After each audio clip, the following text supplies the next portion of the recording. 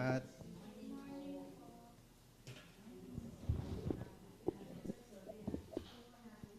First of all, ang topic ko po ngayon ay mercy.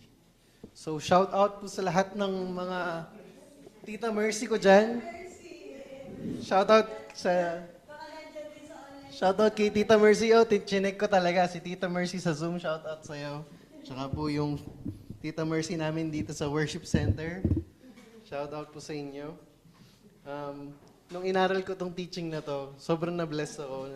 Mas na-realize ko, mas na-appreciate ko yung pangalan ng Mercy. Napakaganda. Alright, so let's get started. Our verse for today is in Matthew chapter 5, verse 7. Blessed are the merciful, for they shall receive mercy. Yun na yan. Yun na yung teaching ko, napaka-basic. Kung merciful ka, you will receive mercy. Gusto ko mag-review tayo so far. Kung ano yung since ito yung class natin, I want to review ano ba yung natutunan natin so far. So hopefully, makatulong po sa inyo this quick review. So far, we have learned, first of all, check ko lang, Kurt, okay ba tayo sa mic? Wala naman nagko-comment. Okay. Sorry. All right. So let's review. Those who are poor in spirit, number 1, yun yung pinakauna natin.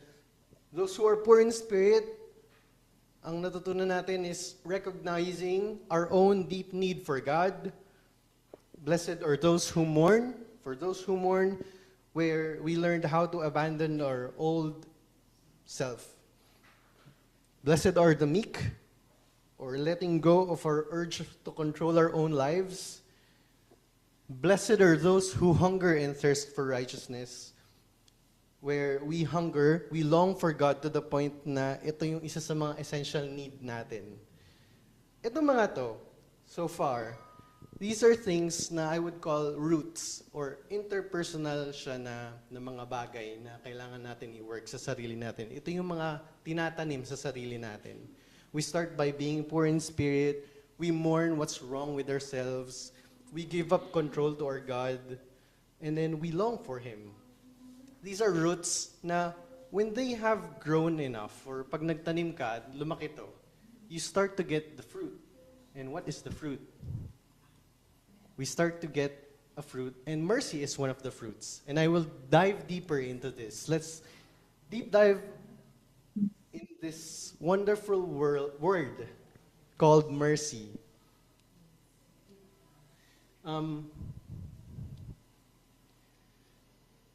Let me read this again. Blessed are the merciful, for they shall receive mercy. Sobrang simple lang yung verse, but we have to understand what does this word mean? And for this sermon, since simple to, I wanted to dive deeper, since gets na natin yung beatitude and the reward. We will dive deeper into this teaching, and yung goal ko is para mas maintindihan natin yung concept na mercy. What does mercy actually mean? To put in simple words, sorry, medyo English ako today. Mercy means compassion in action. Compassion in action. Compassion meaning being moved by someone else, or parang you feel compassion, parang nagiging empathetic ka. But it has, like I said, compassion in action. It has a physical manifestation. Action has an act. What do you do when you see that person, when you feel compassion towards that person? If compassion lang, hindi siya mercy. Mercy is compassion in action. It's the kind of practical help that you show. Pwede siyang forgiveness, pwede siyang kindness that you extend to others. Hindi siya feeling lang When you just feel awa, pag naawa ka lang sa tao and then wala kang ginawa, it doesn't qualify as mercy. You can feel really sorry for someone or heartbroken even just looking at how they are, or ano yung situation nila sa buhay, or ano yung pinagdadaanan nila. Pero pag wala kang ginawa, walang mercy. I want to illustrate this into 3 parts. Well, hindi siya 3 parts kasi may 3 concepts dito and magkakaiba tong tatlo. Justice, pag sinabing justice, it is a fulfillment of a punishment. Whereas mercy is withholding of a punishment. And then grace is gift given to the undeserving. Let me elaborate. To paint you a better illustration, let's just say, meron kang utang towards a person. And then this person, and then I should be, hopefully, madali lang yung illustration ko, yung example na to. And let's say may utang kang 200,000 pesos. And then, hindi to loan hindi to yung may niloan ka. Pero ito yung parang utang na nag-pile up dahil sa hirap ng buhay maybe. Justice means meron kang 6 months to pay, pero sinisingil ka na nung inutangan mo. Kapag hindi ka daw nakapagbayad, ikukulong ka. This month. Pag di ka nakapagbayad this month, pero kailangan mo ng 6 months para mabayaran to. Paano yun? Ikukulong ka na.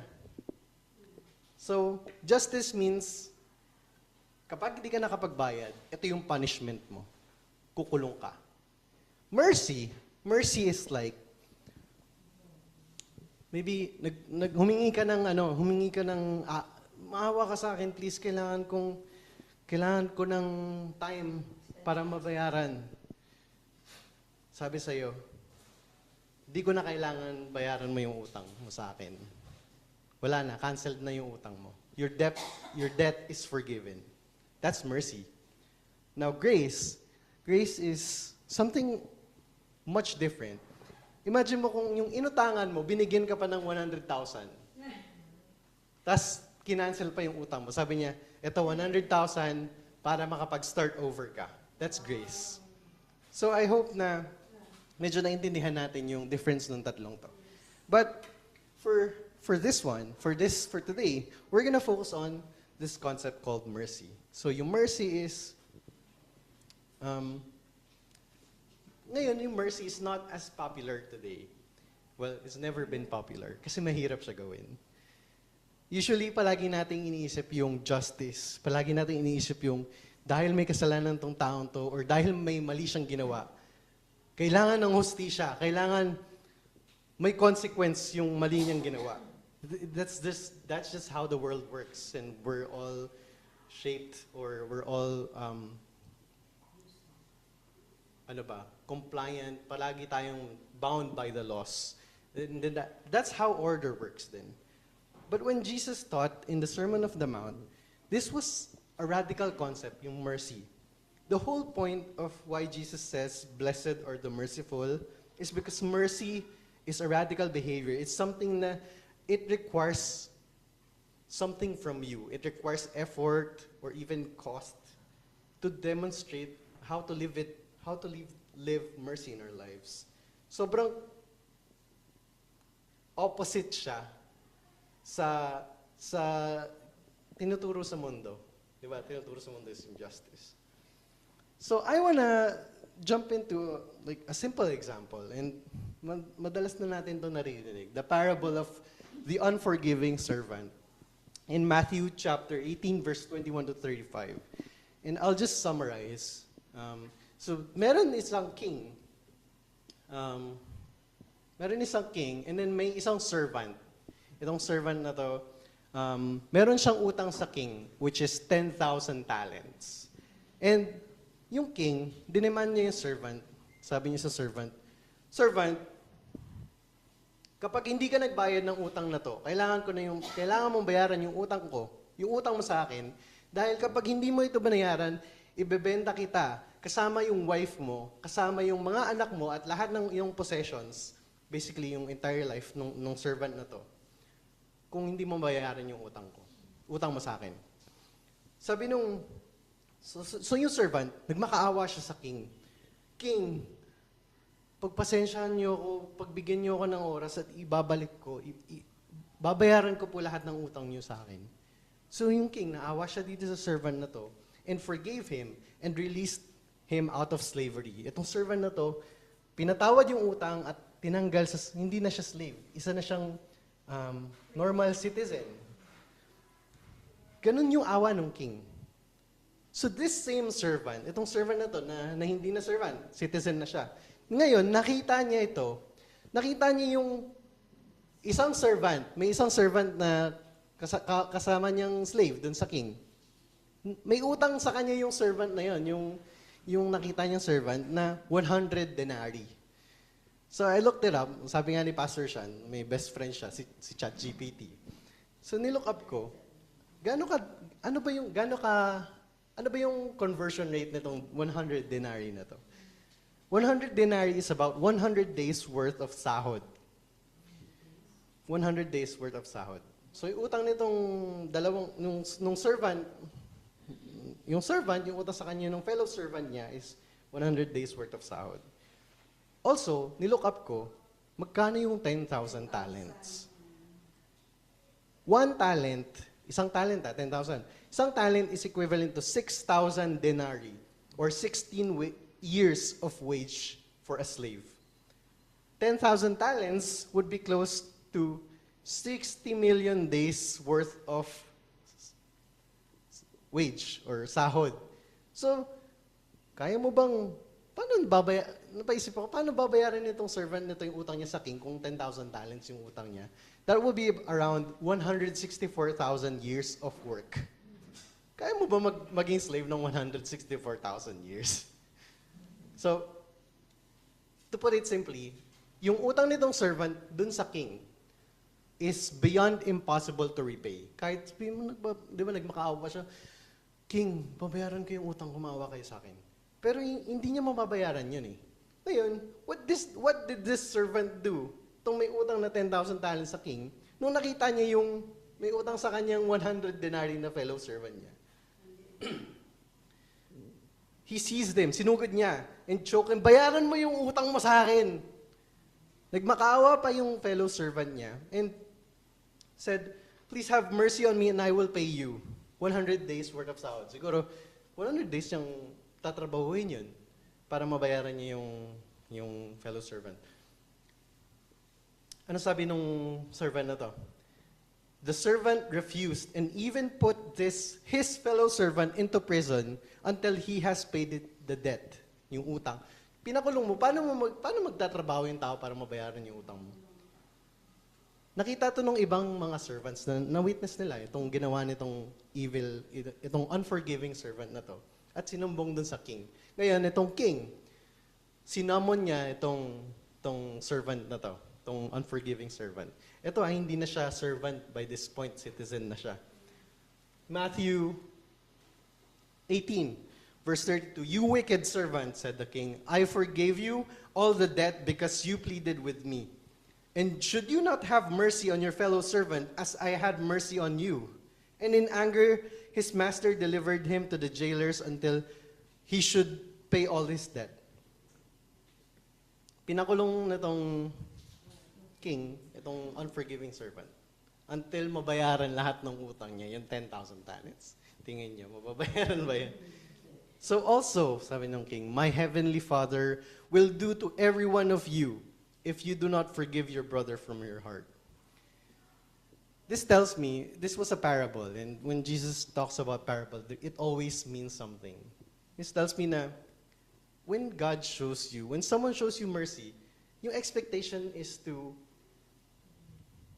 you've been forgiven eh. Like, kung ano yung sala mo dun sa nagpatawad sa'yo, wala na yun. The only expectation is to pass it on. When God forgives you, He's not soft on evil, but He forgives you. He loves you.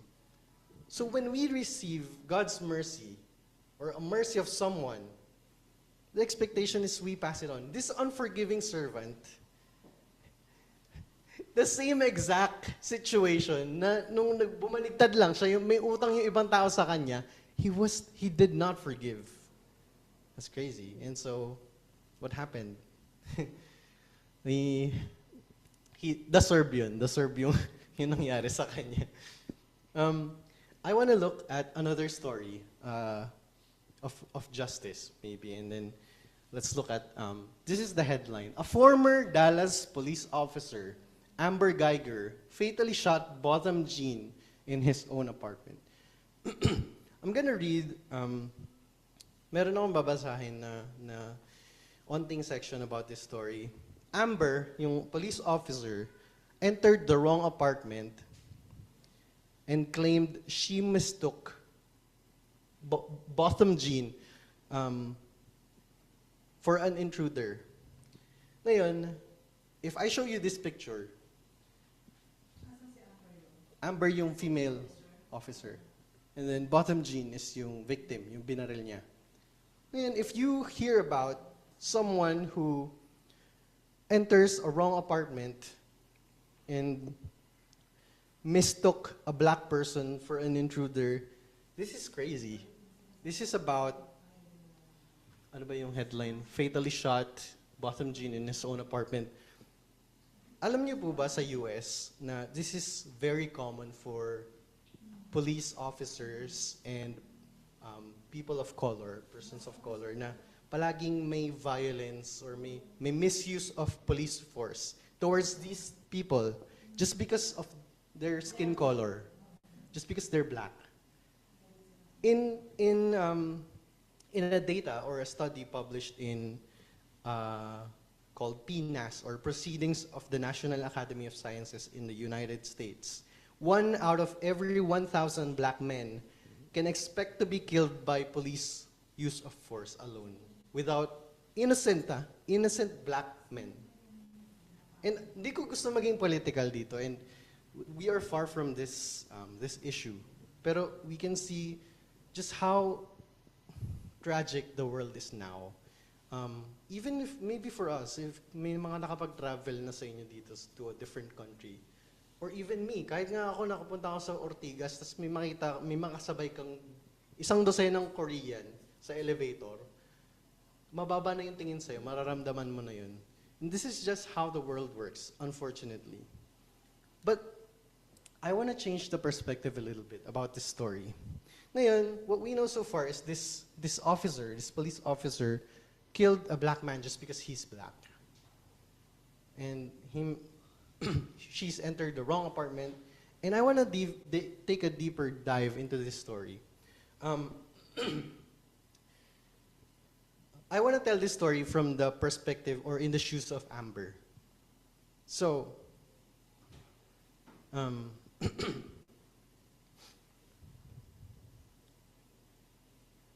my story.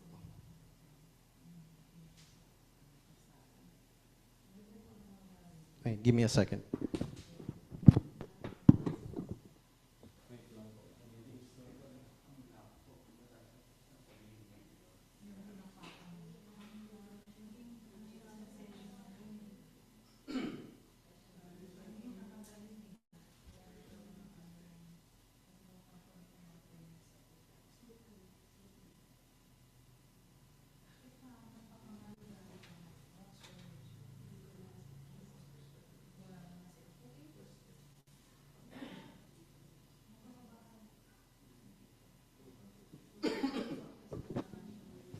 Sorry, hindi po nag-sync kasi yung tool ko kasi.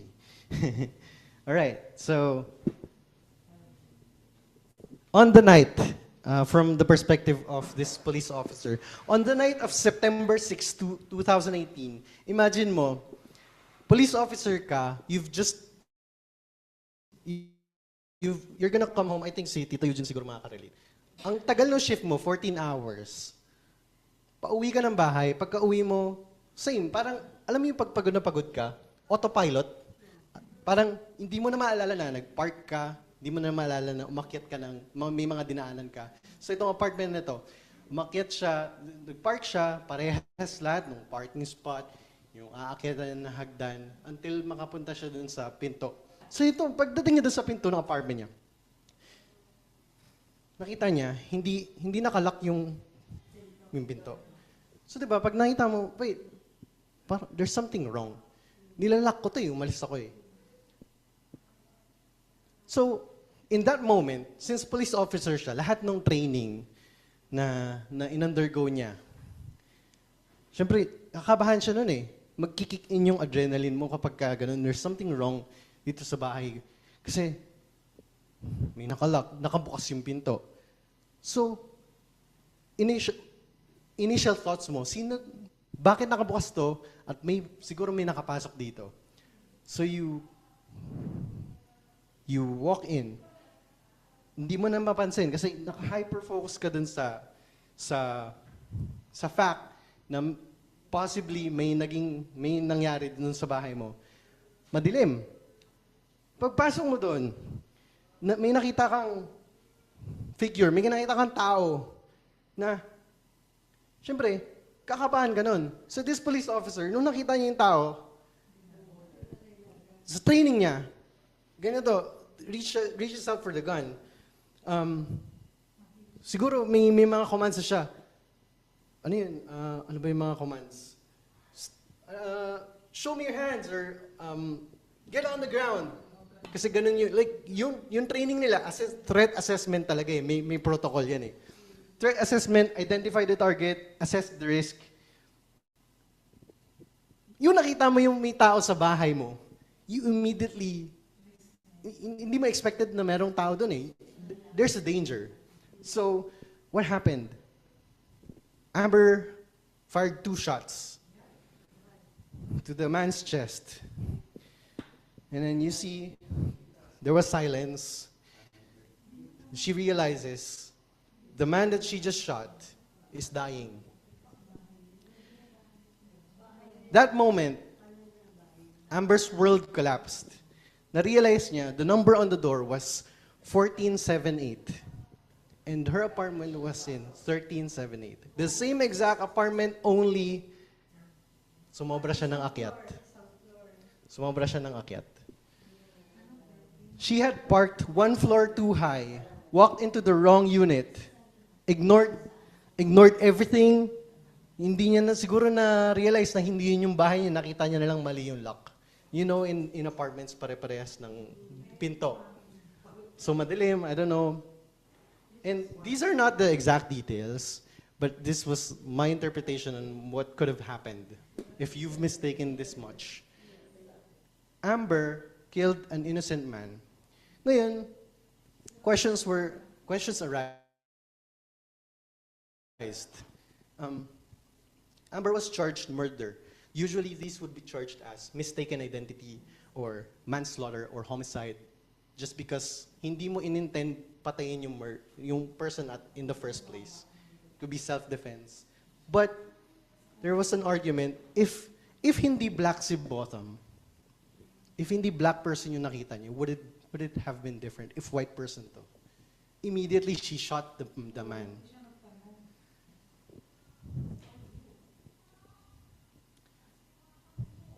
And I want to jump into, she's been charged with the verdict sa kanya. The verdict sa kanya was handed, it was murder because she killed a black person. And murder is 10 years of jail. And there's a fine that nakasama. During the court hearing, obviously the family is devastated, yung family ng victim, ni Botham Jean, the Jean family. You wouldn't believe what his brother said during this hearing.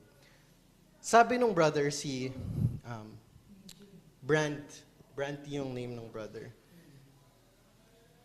Kapatid to Sabi niya, this reads, Brand directly looked at Amber, saying, I love you just like anyone else. And I'm not gonna say, I hope you rot away and die in jail, because I personally want the best for you. You start to imagine being in Amber's shoes, na wala kang intention patayin yung person. All you had to do was defend yourself, and it could have been an honest mistake. And despite the fact na merong, the world has shaped, is so unfortunate na this is the case na for police officers, maybe black people are more dangerous. It sucks. And this happened. And this case would go on na meron pang um, during the investigation, meron pang na-link sa kanya na yung kapitbahay nitong police officer na to naging drug dealer and may link and may mga conspiracies na baka pinatay talaga tong accountant na to yung victim, and it just got so messy. But in my opinion, sa perspective ko, when I learned about this case, it was a mistake. It was a long day na sobrang pagod na, hindi niya rin siya nakakapag-isip. And therefore, it happened. This officer killed the man just because she was a police officer and she was trained to do these kinds of things. And on top of it, the fact na this was a black person, maybe they deemed to be more dangerous than other people. It sucks. But at the end of the day, she didn't want this to happen. She was charged with murder, 10 years of prison, and her life was pretty much over at this point. Imagine mo, police officer ka, charged ko with murder. Wala nang after ng buhay mo dito. But this brother, sabi niya pa, I wasn't going to say in front of my family or anyone, but I don't even want you to go to jail. Because I know that's exactly what my brother Botham would want you to do. Maybe it wasn't really a mistake. And it would be the best thing for you is to give your life to Christ. This brother showed mercy. He gave this, sabi niya sa judge, can I hug Amber, please? In the midst of all the evilness around this case, around this world, around this moment, there was a short glimpse of grace and mercy from this man. And he even brought up Christ. Imagine mo if Amber could have heard that line and kinulong siya. Like, she's 10 years in prison. But it could have saved her life. If that moment she realizes, this is the only path for me now, to look to Christ. Diba? That could have saved her life. All because of this one simple gesture. Probably not simple. You had to forgive. Your brother died. Diba? That's crazy. To even hug the person who killed your brother. Diba? Normally, sabihin mo, asa nung hostisya? Grabe. How much love does this person have, this brother Brand?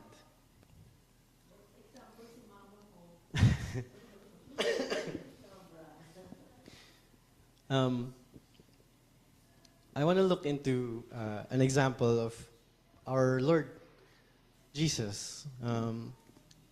When we talk about the concept of mercy, basically, sa lahat ng binili ni Jesus sa atin, He doesn't ask to do us anything that He hasn't already done. Wala siyang sinabi. Tingnan niyo, tinatry ko i-translate yung English notes ko tapos nagsastumble ako sa Tagalog. Wala siyang sinabi sa atin na hindi niya ginawa. Jesus was literally mercy walking around earth. Siya yung embodiment of mercy. Throughout His entire ministry, He was moved with pity and compassion.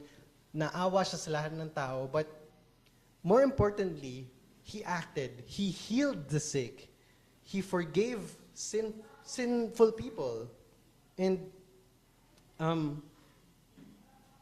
even the fact na siya yung namatay sa cross was the ultimate act of mercy. I want to highlight this verse, Ephesians 2, chapter 2, verse 4. But God, being rich in mercy because of the great love with which He loved us, even when we were dead in our trespasses, made us alive together with Christ. By grace, you have been saved. So I'm going to jump into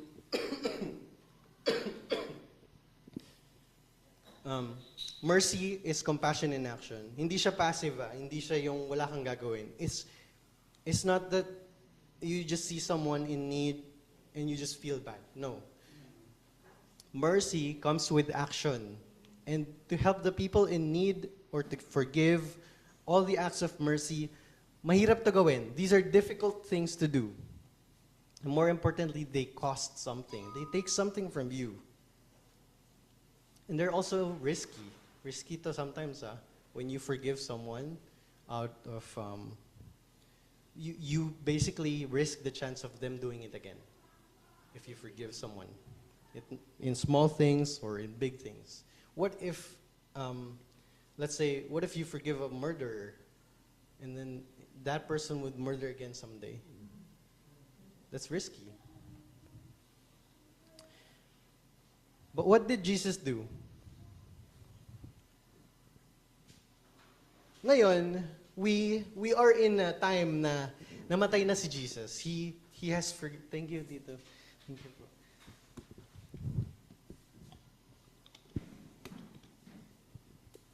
Now, we are in a time na alam natin na namatay na si Jesus Christ for our sins. But until now, what do? We still sin. Even knowing that, Jesus died for us. Isn't that the ultimate act of mercy? And until now, by God's grace, lagi pa rin lumalapit sa atin si Ama, seeking that relationship with us. All that we have to do is stay away from sin and obey God. Isn't that the most beautiful thing? This thing called mercy. And kanina nag-start tayo, it's so simple. But now, is it really? I hope na so far may natutunan tayo. I want to talk about application today. And how do we apply this into our lives? There's two things. There's application to ourselves and application to others. There's two important things. And I remember during our Pastor Will workshop, si Ate G, nagturo siya about forgiveness, if I recall correctly. Sorry, medyo pangit talaga yung memory ko when it comes to details. But there was one thing that stood out to me. She said, how will you forgive yourself? First step in applying this beautiful beatitude, being merciful, is for ourselves. Let's do a self-check. Forgiving ba tayo sa sarili natin? Or are we being too harsh sa sarili natin? Paano mo may enjoy yung fellowship mo with God if you can't forgive yourself over your own sins or over your own mistakes? If you keep punishing yourself, how will you skip that and then be more merciful to others? It doesn't make sense if you can forgive yourself. And I wanna highlight, ito yung mga 30-minute na usap namin ni Mama na hindi ako nakakapagtrabaho pero na-enjoy ko. Nung nag-usap kami ni Mama, ito yung mga talking points namin. You can't give what you don't have. Kung wala kang mercy, or kung hindi mo nakuha yung mercy ni Ama sa'yo, sa sarili mong buhay, you can't give it out. You can't live mercifully. You have to reflect when you realize how much mercy you've been given in your own life. You start then to see how much you can give. And with our own self, in ourselves, we have to live guilt-free, knowing that God has graced us with a new life.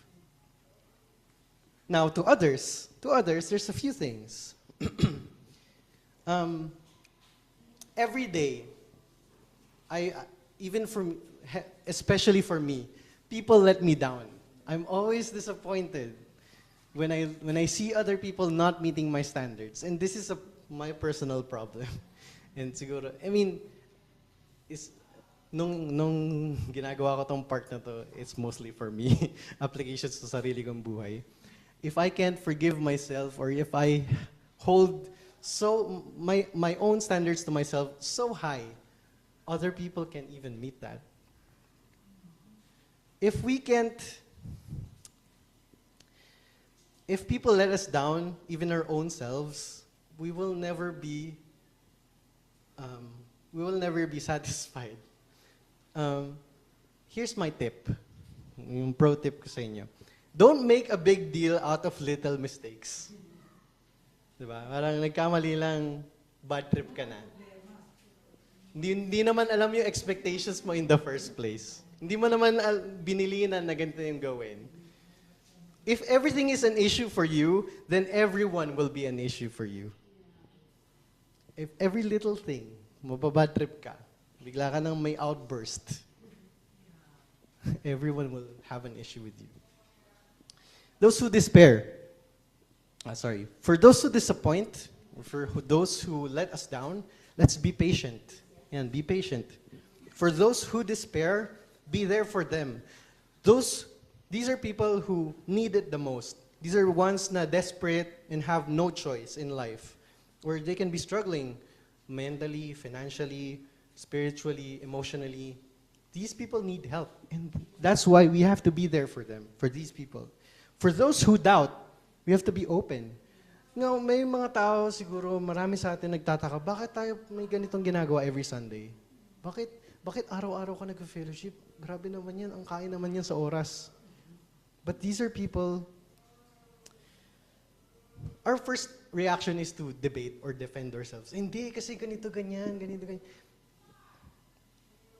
We have to, parang yung urge natin is to share, to correct them, na mali yung iniisip mo, importante to sa buhay natin. But I think na instead of doing that, I think that closes doors for them. Na parang probably hindi nila naiintindihan yun. And instead, listen to what they have to say. Let's be open. Welcome their thoughts and see if they can then in turn listen to what you have to say kapag narinig mo sila. Mercy doesn't rush to win arguments. It's not for debates. It's about being open and listening to these people. What is the reward? Let's talk about the reward. And it's simple. Blessed are the merciful, for they shall receive mercy. Mercy, when we truly get to the whole immensity of God's mercy towards us, we start to transform. We start to change. We start to even change, starting from ourselves within. And then it starts to show what we do, how we treat others. And you'll know, pag na-realize mo na parang ngayon medyo gentle ako, medyo mapasensya ako, mataas yung pasensya ko. Medyo marunong na ako mag-forgive or mas nakaka-empathize na ako with people. You start to realize how the mercy of God changes you. And this is a good indicator if you start to realize this. And if you don't, maybe this is something you should work towards. These little acts of mercy, being patient, being forgiving, being compassionate, being generous, they can cost us something. It takes something from us, whether it's our own effort or patience, nakadrain yan or even money.